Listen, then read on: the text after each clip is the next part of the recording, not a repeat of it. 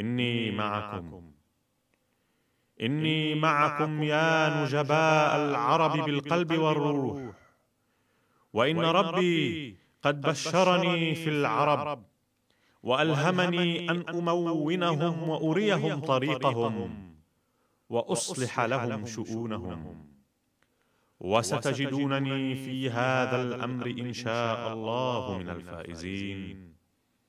أيها الأعزة، إن الله تبارك وتعالى قد تجلى علي لتأييد الإسلام وتجديده بأخص التجليات، ومنح علي وابل البركات، وأنعم علي بأنواع الإنعامات، وبشرني في وقت عبوس للإسلام وعيش بؤس لأمة خير الأنام.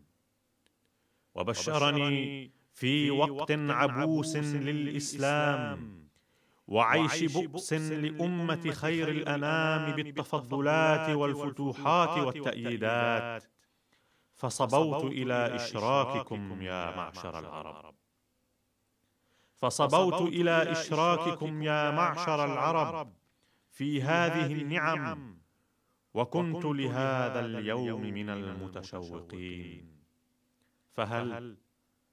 فهل ترغبون أن تلحقوا بي لله رب العالمين؟